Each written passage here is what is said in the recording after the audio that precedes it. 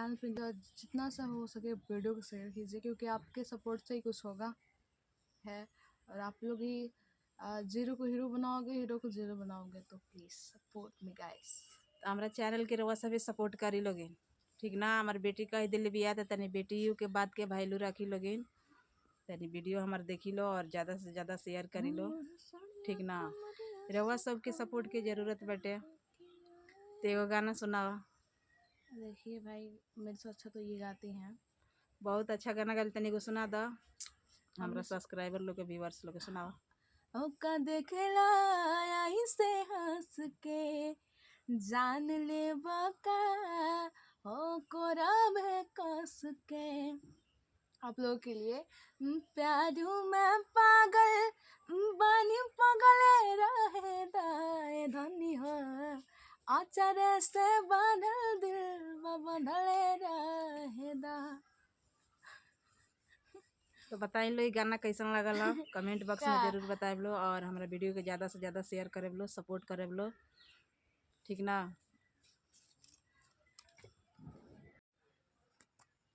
नमस्ते प्रणाम। तो कैसन बानी रवा सभी, आशा करते नहीं कि कहीं भी हो खबलो, स्वस्थ हो खबलो, मस्त हो खबलो, अपना काम में व्यस्त हो खबलो। तो हम स्वस्थ बनी, मस्त बनी, अपना काम में व्यस्त बनी। तो अभी तक कुछ काम भइल नहीं के, आधा काम भइल बटे, आधा अधूरा अभी काम बटे। तो हमके बहुत ज़्यादा ऊँघी लागल, हम सूत गए रहनी यहाँ, काहे से कि सवेरे 3 बजे उठे के पड़ता। तो रात भी छोटा होता और दिन बड़ा होता। तो 10-11 बज जाला हमनी के सूते में, तो 3 बजे उठे के पड़ेला। 3 बजे उठे नहीं ऐसे कि मान लीजिए बहुत सारा काम रहेला, फिर से एक्सरसाइज भी करे में 1 घंटा टाइम लगेला। तो लेट हो जाला सवेरे, नहा धोआ बनावा खियावा सब काम करे। तो जानते बन लो जो घर में बहुत ज़्यादा काम होखेला, बाहर से काम ज़्यादा घर में होला। घर में काम करे लगल जाओ तो घर में के काम खत्मे ना होई कबो। तो हम आज दोपहर के सूत गई हाँ। तो सासू माँ आज पापा जी के माने ससुर जी के लिट्टी चोखा बना के खिया दिले रहनी हाँ। काहे से कि वहाँ कहते हैं गरम गरम हमरा के लिट्टी चोखा लगा के दलो गैठी पके। तो सासू माँ लिट्टी चोखा बना के खिया दिले बानी। तो हम उठनी है तो हम कुछ जानबे ना कहनी है, हम तो देखनी है राखी अंगना में। तो कहतनी कि राखी कैसन हटे। फिर हम पूछनी आमा से कि आमा खाना खैनी हलो। तो आमा कहतनी कि हाँ लिट्टी चोखा बनैनी हाँ, तो बुढ़ऊ खैनी है। तो अब जान कि हम धोल मरल सारा काम अभी बाकी बाटे, कुछ कैले बनी कुछ बाकी बा। तो बबनी के कहानी है कि बेटा तू झाड़ू लगा द, हम बर्तन धो दी तनी जल्दी हो जाला, ठीक ना।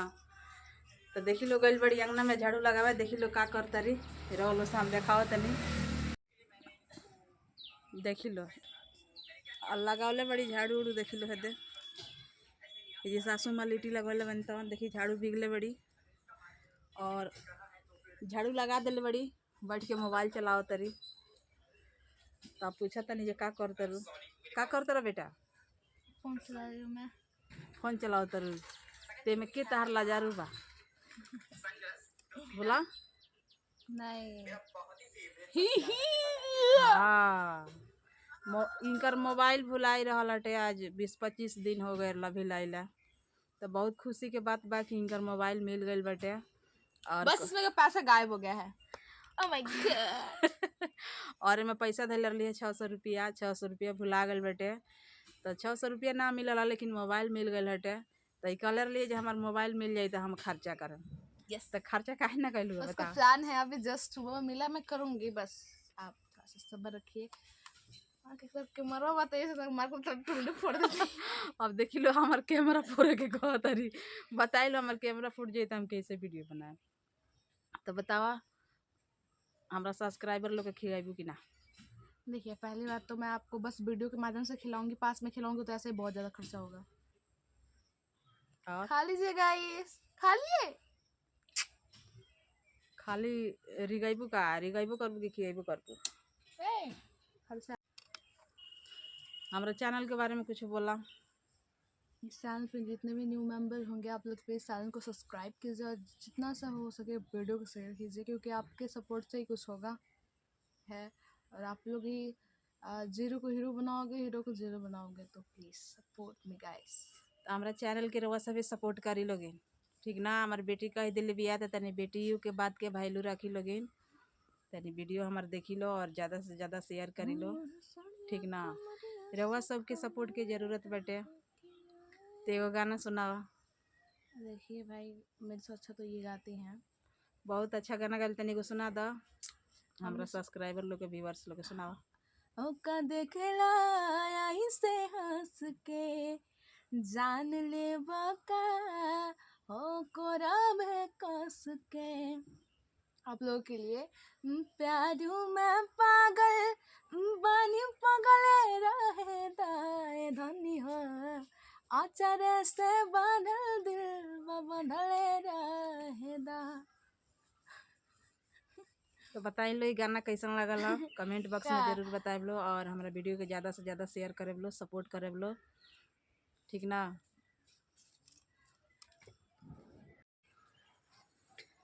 तो अब हम चलते नहीं अपना काम में, अपना ड्यूटी में। तो सब काम हो गई बेटे, अब चलते नहीं खाना बनावे के सुर सर करे। काहे से कि अंगना में बनावे के बटे, लाइट लागल बटे, माने एगो बल्ब लागल बा जोर खातिर, बट लाइट भाग जाला तो बहुत ज़्यादा गजन होला। और देखते बा इन लोग कि जंगल में हमार खाना बनेला, ऊपर से भी कीड़ा मकोड़ा के डर रहेला, और देवाल के बगल देखते ही बानी लोग कितना सारा जंगल झाड़ बाटे। अब बरसात के दिन बाटे तो ऐसे सबेर बना के लेके भाग जाए के पड़ेला घर में। तब चलते नहीं हम बनावे के सुर सार करे। तब तक ले रहुआ सभी लास्ट तक हमारा वीडियो में बना रही लोगिन, और हमार वीडियो थोड़ा भी अच्छा लगी तो रहुआ सभी चैनल के सब्सक्राइब लाइक शेयर जरूर करे लोगिन। काहे से कि रहुआ सब चाहन लो तो हम आगे निकल सकता नहीं, रहुए लोग के बढ़ावला से केहू बढ़ता, ठीक ना। तो जैसे बड़ा यूट्यूबर के सपोर्ट करते हैं लोग, ऐसे छोटा यूट्यूबर के रहुआ सभी सपोर्ट करी और वीडियो के देखी लोगिन और शेयर भी करी लोगिन। अपन प्यार दुलार तनी हमरो पे दी लो, हमरो पे बरसाई लो। तब चल तनी बनावे के काम लगावे और लोग से देखाओ तनी हम का बनावे जाता नहीं। तो खाना बनाल कोनो हल्ला ना ला, लेकिन खाली इतने के चलते बनता कि देखा इन लोग के कीड़ा मकोड़ा कहीं रात में निकल जासन, सांप गुजर निकल जासन, तो बन ना पाई, बहुत ज़्यादा दिक्कत हुई। ऐसे सबेर बना के लेके चल जनी घर में। ए घड़ी बहुत लाइट कटता, तो 2 घंटा 3 घंटा के बाद लाइट आवता। तो तनी ये प्रॉब्लम बा, दूसरा कोनो प्रॉब्लम नहीं है। तो ऐसे सबेर बनावे के पड़ेला, ठीक ना। और वह सभी जानते बानी जो गांव देहात में सबेर खाना बन जाला, सब लोग सबेर खा के 7-8 बजे ले सब लोग सूत जाना लोग।